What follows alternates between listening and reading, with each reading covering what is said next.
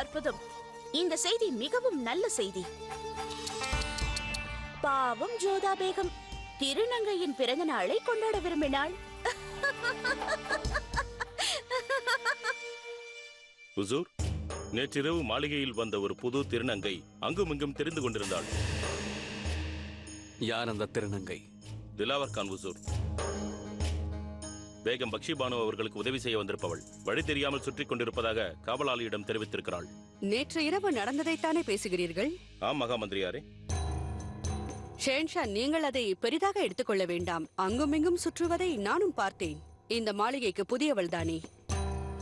உங்கள் தாக்குதலுக்கு பிறகு உங்கள் பாதுகாப்பை முன்னிட்டு நானே இரவில் கண்காணிப்பதை தாங்களே நன்கு அறிவீர்கள். அப்போது நான் கூட அந்த திருநங்கையை பார்த்தேன். வழி தவறிவிட்டாள். புதியவள் தானே. மாளிகையை தெரிந்து கொள்ள சிறிது காலம் அவளுக்கு ஆகும் அல்லவா? பெரியம்மா விசாரித்து விட்டார் என்றால் நாம் கவலைப்பட வேண்டாம். இருப்பினும் நான் கூறியதாக நமது கோட்டையில் இருக்கும் காவல்காரர்களை விழிப்புடன் இருக்க சொல்லுங்கள். உத்தரவு ஹுசூர். என்ன ஏதோ கவலையாக இருக்கிறாயே ஜலால்? உண்மை என்னவென்றால் ஜோதா பேகம் எதற்காக என்னிடமிருந்து உண்மையை மறைத்தார்கள் என்பதுதான் எனக்கு இன்னும் புரியாத புதிராக இருக்கிறது. பேகம் ஜோதா இதுவரை ஒன்றும் கூறவில்லையா? இல்லை பெரியம்மா, எதற்காக அப்படி செய்ய வேண்டும் எனக்கு ஒன்றும் புரியவில்லை. நான் பலமுறை அவரிடம் சுயமாக கேட்டேன். ஆனால் அவர் உண்மையை கூறவில்லை. எனக்கு நிம்மதியே இல்லை பெரியம்மா. என்னவென்றால் நான் அவரை நம்பும் போது அவர் ஏன் என்னை நம்ப மறுக்கிறார்? அதாவது உண்மை ஏன் கூறவில்லை? அந்த உண்மை என்ன? சில சமயங்களில் அவரிடம் நேரடியாகவே கேட்கலாம் என்று எனக்கு தோன்றுகிறது. ஆனால் கடமையை நினைத்து அவரே என்னிடம் இதை கூற வேண்டாமா பெரியம்மா? பெரியம்மா, ஜோதா பேகத்தின் மௌனம் என்னை கொஞ்சம் கொஞ்சமாக கொள்கிறது. இன்று அதன் காரணமாக நான் அவர் மேல் கோபப்பட்டு விட்டேன் பெரியம்மா.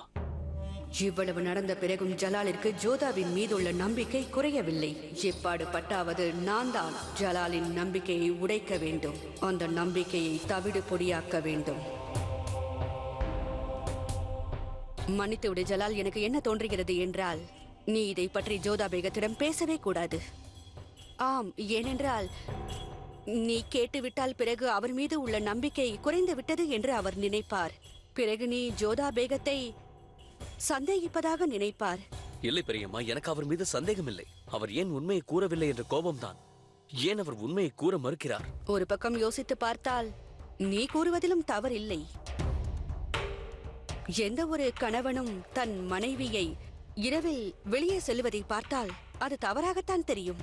யாரோ ஒரு ஆணை சந்திப்பதை பார்த்தால், அதுவும் தனியாக இருக்கும் குடிசையில் ஒரு ஆணுடன் உள்ளே செல்வதை பார்த்தால், பிறகு வந்து பொய் கூறினால் கண்டிப்பாக அந்த கணவனுக்கு சந்தேகம் வரத்தான் செய்யும். ஆனால் ஜலால், நான் ஒன்று கூறட்டுமா? நாம் இந்த அனைத்து விஷயங்களையும் யோசிக்கும் பொழுது ஒன்றை மறக்க கூடாது. நாம் பேகம் ஜோதாவை பற்றி பேசிக் கொண்டிருக்கிறோம் என்பதை. ஜலாலுக்கு ஜோதா என்றுமே தீங்கிழைக்க முடியாது. அவர் ஒரு ராஜபுத்திரி. அவரை சந்தேகிப்பதோ நம்பாமல் இருப்பதோ தவறாகிவிடும். நீ அவரை நம்பிவிடு. பேகம் ஜோதாவை உன்னிடம் அனைத்தையும் தெரிவித்து விடுவார். சற்று பொறுமையாக இரு ஜலால். அது மட்டுமல்லாமல் உன்னிடம் வேறு வழி இல்லை. மற்றவை அந்த அல்லாவிடம் விட்டுவிடு. எல்லாவற்றையும் பார்த்துக் கொள்வார். மிக்க நன்றி பெரியம்மா. களை கட்டப் போகிறது. இனி ஜலால் பேகம் ஜோதாவை நம்புவதை நிறுத்தி விடுவான்.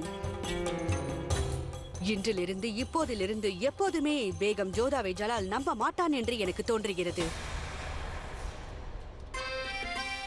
யா குதா, நான் பேசியதை ஒருவேளை இவள் கேட்டிருப்பாளோ?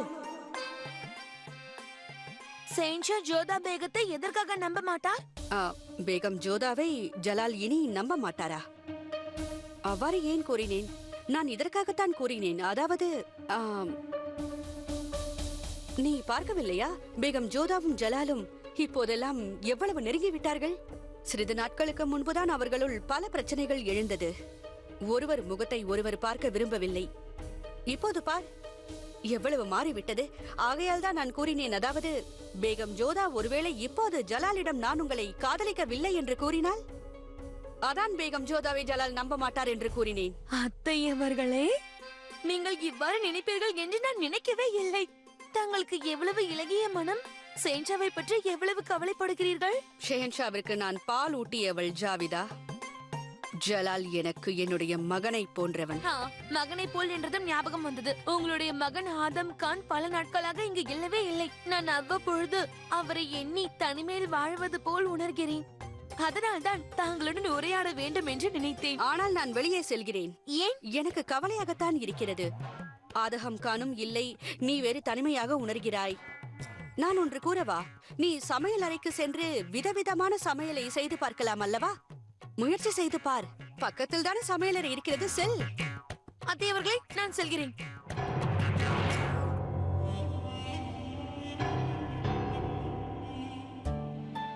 அத்தை அவர்களே, கேள்விப்பட்டீர்களா? என்னவாயிற்று சலிமா பேகம்? ஜோதா பேகம் மீண்டும் நிரூபித்திருக்கிறார் அத்தை. என்ன நிரூபித்திருக்கிறாள்? அது என்னவென்றால் அவர் ஓசியார் கானின் பிறந்த நாளை கொண்டாட வேண்டும் என்று நினைத்திருக்கிறார். அதற்காக சேன்ஷாவிடம் அனுமதியும் வாங்கிவிட்டார். உண்மையிலேயே மிகவும் கருணை உள்ளம் கொண்டவள் ஜோதா பேகம். அனைவரை பற்றியும் யோசிப்பாள். அதனால்தான் அனைவரின் அன்பையும் பெற்றுள்ளாள். இதுவரை எந்த சாம்ராஜ்யத்திலும் இப்படி நடந்ததில்லை. ஆம், திருநங்கையின் பிறந்த நாளுக்கு கொண்டாட்டமா? ஜோதா பேகம் மிக நல்ல மனம் படைத்தவர். நம்மை போன்றவர்கள் மீதும் ஜோதா பேகம் இவ்வளவு அக்கறை காட்டுகிறாரே. குதா ஜோதா பேகமை நன்றாக வைத்திருக்க வேண்டும். ஆமே. வாழ்த்துக்கள் ஹோஷியார், வாழ்த்துக்கள். என்னவாயிற்று ரேஷம்? நம்மவர்கள் பிறந்த நாளைக்கு வாழ்த்து தெரிவிக்க மாட்டார்களே? அது எனக்கு தெரியும் ஹோஷியார். ஆனால் நம்மை சுற்றி அக்கறை உள்ளவர்கள் இருக்கும் பொழுது வாழ்த்துக்கள் குவியத்தானே செய்யும். நீ ஷெஹன்ஷாவிற்கு நன்றி கடன் பட்டிருக்க வேண்டும். அவர் உனது பிறந்த நாளை கொண்டாட அனுமதி அளித்து விட்டார். என்ன? ஜோதா பேகம் உனக்காக அவரிடம் கேட்டுக்கொண்டிருக்கிறார். முதலில் முடியாது என்று கூறினார், பிறகு இதற்கு அவர் சம்மதித்து விட்டார். நான் ஜோதா பேகம் அவர்களுக்கு நன்றி கடன் பட்டிருக்கிறேன். இந்த கௌரவம் அவரால் கிட்டியது. நமக்கும் உரிமை உள்ளது என்பதை அவர்தான் நிரூபித்திருக்கிறார்.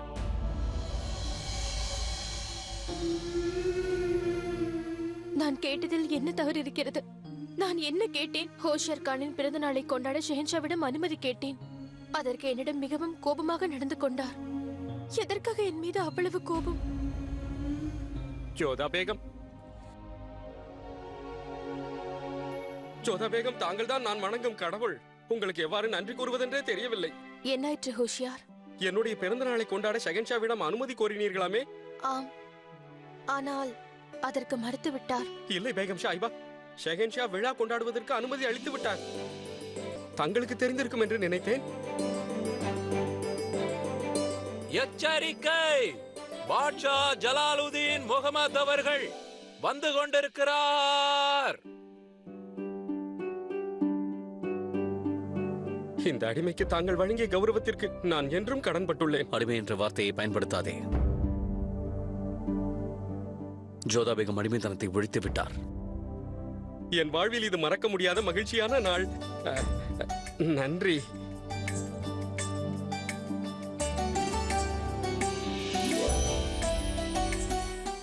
தாங்கள் இருவரும் நன்றாக இருக்க வேண்டும்.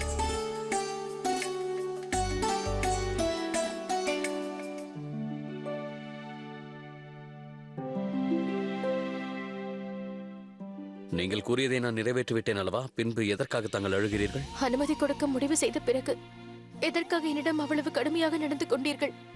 ஏன் அவ்வளவு கோபத்தை காட்டினீர்கள்? அந்த குதாவிற்காகவாவது சற்று அமைதியாக இருங்கள். பெண்கள் எழுதால் என்னால் தாங்க முடியாது. உங்களுக்கு அழ வைக்க தைரியம் இருக்கும் பொழுது அந்த அழுகையை பார்ப்பதற்கும் தைரியம் இருக்க வேண்டும் ஷெஹன்ஷா.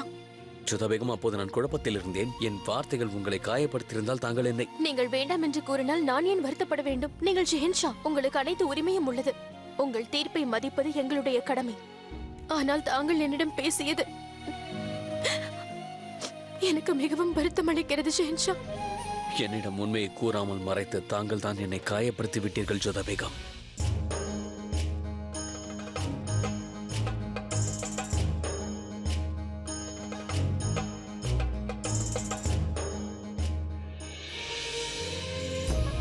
தாங்கள் இங்கே?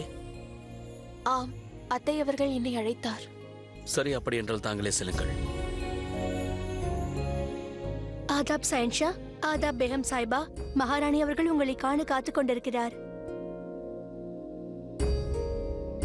வாருங்கள்.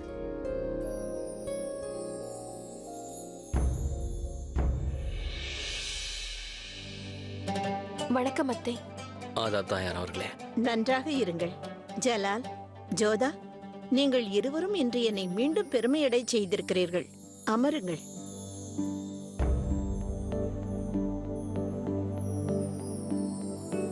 ஜலால், இதுவரை யாரும் திருநங்கைகளுக்கு பிறந்த நாள் கொண்டாடி நான் பார்த்ததில்லை.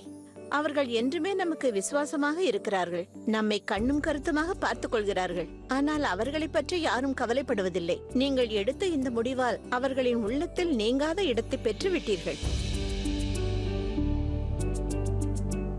இது போன்ற சிறு சிறு விஷயங்கள் தான் மக்களை என்றும் நம் விசுவாசிகளாகவே வைத்திருக்கிறது.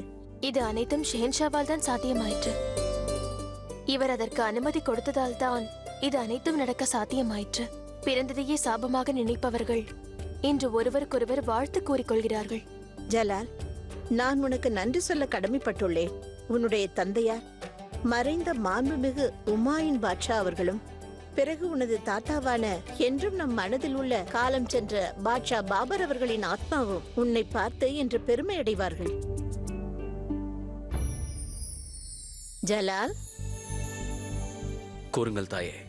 என்ன யோசித்துக் கொண்டிருக்கிறாய்? ஒன்றுமில்லை தாயே, அது முக்கியமான ராஜ விஷயம் ஒன்று என் மனதிற்குள் ஓடிக்கொண்டிருக்கிறது. அதனால் நான் செல்வதற்கு அனுமதி தாருங்கள். ஷென்ஷா, ஹோஷியாரின் பிறந்தநாள் விழாவில் தாங்களும் வந்து கலந்து கொண்டால் சந்தோஷம் இரட்டிப்பாகும். நிச்சயம் வருவேன் ஜோதா பேகம். இதற்கு நான் அனுமதி அளித்தேன் என்றால் நானும் அதில் பங்கு கொள்வேன். நான் சென்று வருகிறேன்.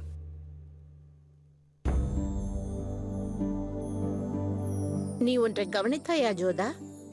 என்ன அத்தை? அதுதான், உன்னுடைய கணவர் ஏதோ கவலையாக தென்படுகிறார். அவனுடைய மனதை ஏதோ ஒன்று வாட்டுகிறது. நானும் அறிவேன் அத்தை. ஹோஷியார் கானின் பிறந்தநாளை கொண்டாட நான் அனுமதி கேட்டு அங்கு சென்றிருந்த போது என் மீது அவர் கோபப்பட்டார். அனுமதியும் தரவில்லை. ஆனால் சிறிது நேரம் கழித்து அவரே வந்து அனுமதி தந்து விட்டார். அவர் மனதில் என்ன இருக்கிறது என்று எனக்கு புரியவில்லை.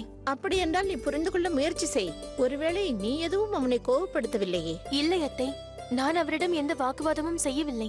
நல்லதம்மா. ஒரு மனைவியின் கடமையாக உனது கணவரின் மனதை எப்பொழுதும் சந்தோஷமாக வைத்திருக்க நீ முயற்சி செய்ய வேண்டும். அதோடு ஜலால் என்றும் தன்னுடைய கவலையை தன்னோடே வைத்துக் கொள்வான். அதனால்தான் நான் கூறுகிறேன், அவன் மனதில் இருப்பதே நீதான் பொறுப்பாக என்னவென்று கேட்டு தெரிந்து கொள்ள வேண்டும்.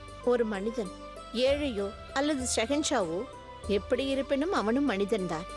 ஒவ்வொரு மனிதனுக்கும் வாழ்க்கை துணையின் அவசியம் நிச்சயம் தேவைப்படும். அவர் என்னால் தான் கவலையாக இருக்கிறார் என்பதை நான் நன்கு அறிவேன். நான் அவரை நிராகரித்தது எனக்கு இன்றும் ஞாபகம் இருக்கிறது. அவர் என்னுடைய அறைக்கு மீண்டும் வந்த பொழுது அது அவருக்கு ஞாபகம் வந்துவிட்டது.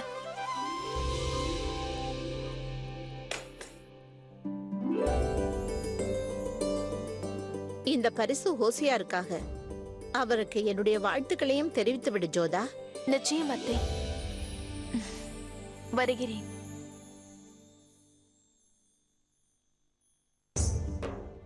இவர்கள் இருவருக்கும் இடையில் நிச்சயம் ஏதோ விஷயம் இருக்கிறது. அதை வெளிக்காட்டிக் கொள்ளாமல் இருவரும் தங்கள் மனதிலேயே வைத்துக் கொண்டிருக்கிறார்கள். அட பேகம் சாய்பா, தங்களுக்கு ஏற்கனவே காலில் வலி இருக்கிறது. காரணமில்லாமல் தாங்கள் இவ்வாறு அடிக்கடி நடப்பது நல்லதல்ல. திலவர், எனக்கு அமர்ந்து கொண்டே இருந்து வெறுத்து விட்டது. அதான் சற்று எழுந்து நிற்கிறேன். நீங்கள் எழுந்து நடக்க வேண்டும் என்றால் யாரையாவது உதவிக்கு அழைத்திருக்கலாம் அல்லவா? எனக்கு யாருடைய உதவியும் தேவையில்லை. அது மட்டுமல்லாமல் இந்த சமயத்தில் நன்றாக நடக்க வேண்டும் என்று மருத்துவர் கூறியிருக்கிறார். இரத்த ஓட்டம் நன்றாக இருக்க வேண்டுமாம். பேகம் சாய்பா, ஹாய் அல்லா, தங்களுக்கு ஏதாவது ஆகியிருந்தால் நான் எந்த முகத்தை வைத்துக் கொண்டு ஷெஹன்ஷாவை பார்ப்பேன்? நான் தங்களிடம் கூறிக்கொண்டே இருக்கிறேன், அமருங்கள் அமருங்கள் என்று. தாங்கள் என் பேச்சை கேட்கவே மாட்டேங்கிறீர்கள். இனி நீங்கள் கூறுவதை நான் கேட்கப் போவதில்லை. வாருங்கள், இன்று முழுவதும் நீங்கள் படுக்கையில் தான் இருக்க வேண்டும். வாருங்கள்.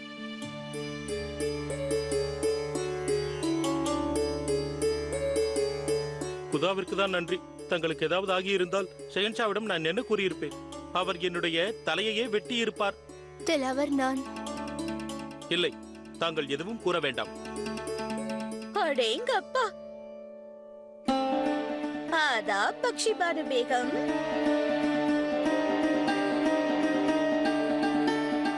தங்களுக்கு ஒரு திருநங்கைக்கு பதிலாக ஒரு உஸ்தாத் கிடைத்திருக்கிறார் போல இருக்கிறது. இன்று மிகவும் அழகாக தென்படுகிறாயே. நானா? அழகாகவா? நீங்கள் திலாவரை சரியாக பார்க்கவில்லை என்று நான் நினைக்கிறேன். இவள் அளவிற்கு யாரும் அழகு இங்கு கிடையாது. அப்படித்தானே திலாவர்? சரி இருக்கட்டும், நான் திலாவரை அழைத்து செல்லத்தான் இங்கு வந்தேன். இன்று ஹோஷியாரின் பிறந்த நாளை முன்னிட்டு ஒரு சிறு விழா இருக்கிறது. என்னால் வர இயலாது. நான் பக்ஷி பானு அவர்களை கவனித்துக் கொள்ள வேண்டும். ஹாய் அல்லா, ஆனால் ஷெஹன்ஷா அனைவருக்கும் அனுமதி அளித்திருக்கிறார். ஜோதா பேகம் தான் ஷெஹன்ஷாவிடம் அனுமதி வாங்கினார். பேகம் சாயிபா, அந்த புறத்தில் முதன்முறையாக ஒரு திருநங்கைக்கு பிறந்த நாள் கொண்டாடப்படுகிறது. இவள் என்னவென்றால் வர முடியாது என்று கூறுகிறாள். திலாவர், நீ நிச்சயம் செல்ல வேண்டும். இல்லை பேகம் சாய்பா, நான் தங்களோடு இருக்க வேண்டும். அங்கு செல்ல மாட்டேன். அது மட்டுமில்லாமல் நான் இல்லை என்றால் நீங்கள் என்ன செய்வீர்கள் என்று நான் பார்த்து விட்டேன். நீ செல் திலாவர், என்னை பற்றி கவலைப்படாதே. நான் சில தாசிகளை உதவிக்கு என்னுடன் வைத்துக் கொள்கிறேன். இன்னொன்று, கட்டிலில் இருந்து நான் எழுந்து கொள்ள மாட்டேன். இது என்னுடைய கட்டளை. நீ செல், கொண்டாட்டங்களில் பங்கேற்றுக்கொள். வா, மீதி வேலையை பிறகு வந்து பார்க்கலாம். நீ தயாராவதற்கு கூட இப்பொழுது நேரம் இல்லை. வா போகலாம். வருகிறேன். நான் விரைவாக வந்து விடுகிறேன். வா போகலாம்.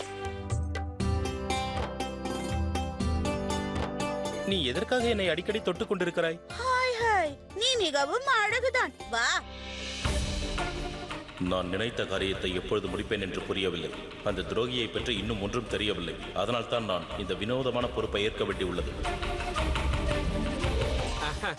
வாழ்த்துக்கள் ஹோசியார். இது நான் உனக்கு கொடுக்கும் பிறந்தநாள் பரிசு. கோஷியார், உனது பிறந்த நாளுக்கு நான் மனமாற வாழ்த்துகிறேன். என்னால் நம்பவே முடியவில்லை. எனக்கு ஏதோ கனவு காண்பது போலவே தோன்றுகிறது. அடுத்த வருடம் எனது பிறந்த நாளுக்கும் இதே போன்று ஒரு விழா நடக்கும். நீ வேண்டுமென்றால் மறந்துவிடு. அதற்கு நீ ஜோதா பேகம் அவர்களின் சேவையில் இருக்க வேண்டும். எவ்வாறு ஹோஷியார் ருக்கையா பேகத்திற்கு முக்கியமோ அதே போல் மகாமந்திரி அவர்களுக்கு இந்த ரேஷமும் முக்கியமானவள். பார்த்து கொண்டே இருங்கள், மகாமந்திரி அவர்களும் எனது பிறந்த நாளை எவ்வாறு கொண்டாட போகிறார் என்று. அனைவரும் ஜோதா பேகம் ஆகிவிட முடியாது. ஹோசியார் ஜோதா பேகமிடம் வேலைக்கு சேர்ந்து 8 நாட்களே ஆகின்றது. ஆனால் பார்த்தீர்களா, இதற்கே அவர் இவருடைய பிறந்தநாளை கொண்டாடுகிறார். எச்சரிக்கை! அனைவரும் கவனமாக கேளுங்கள். ஜோதா பேகம் அவர்கள் வந்து கொண்டிருக்கிறார். ஆதாப் ஜோதா பேகம். அத்தை அவர்கள் உன்னுடைய பிறந்த நாளுக்கு வாழ்த்துக்கள் அனுப்பியிருக்கிறார். இந்த பரிசையும் அவர் உனக்கு வழங்கி இருக்கிறார். என்னவாயிற்று? ஏன் அமைதியாக உள்ளீர்கள்? ஏன் இன்னும் கொண்டாட்டத்தை ஆரம்பிக்கவில்லை? அனைவரும் என் வருகைக்காக காத்திருக்கிறார்கள் என்று நினைக்கிறேன். அந்த புறத்தில் விசேஷ பேகம் இல்லாமல் ஏதாவது நடக்குமா?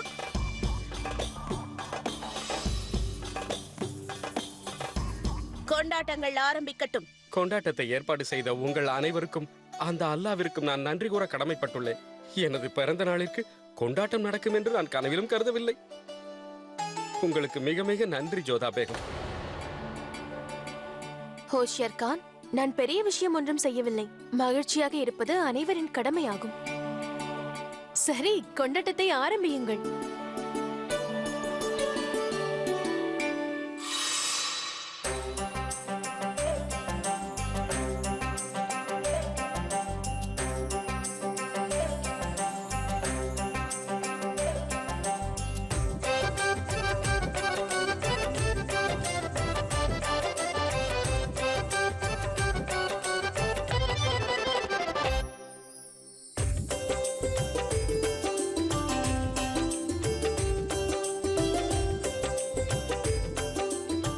ஓஷியார் கான் வெட்கப்படுவதை பாருங்களேன்.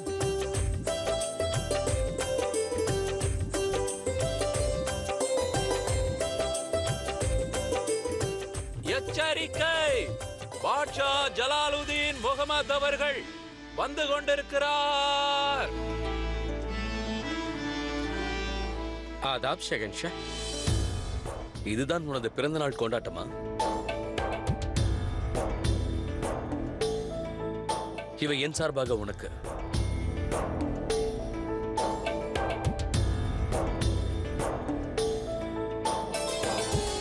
தங்களுக்கு மிகவும் நன்றி ஷெஹன்ஷா.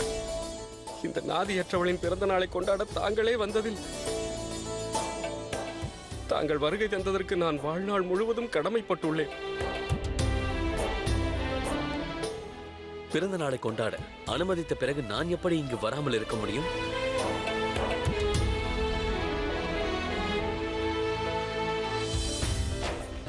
தாங்கள் எனக்காக முகலாய சட்டங்களை மாற்றி இருக்கிறீர்கள். இதற்கு என்ன கைமாறு செய்ய போகிறேன் என்றே புரியவில்லையே. ஒன்றை நன்றாக நினைவில் வைத்துக்கொள். சட்டங்கள் மனிதர்களை உருவாக்குவதில்லை, மனிதனே அவற்றை உருவாக்குகிறான். அதனால் தேவைகளின் அடிப்படையில் சட்டங்கள் மாறிக்கொண்டே இருக்கும்.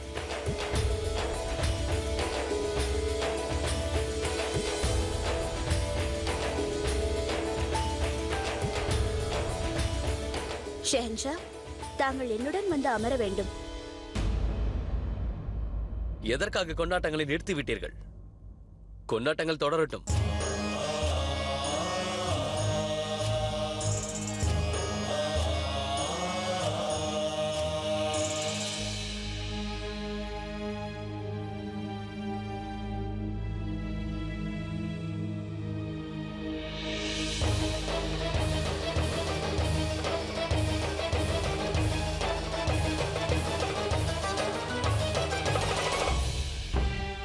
நீங்கள் எந்த விஷயத்திற்காக என் மீது கோபமாக இருக்கிறீர்கள் என்பது எனக்கு புரிந்துவிட்டது ஷெஹன்ஷா.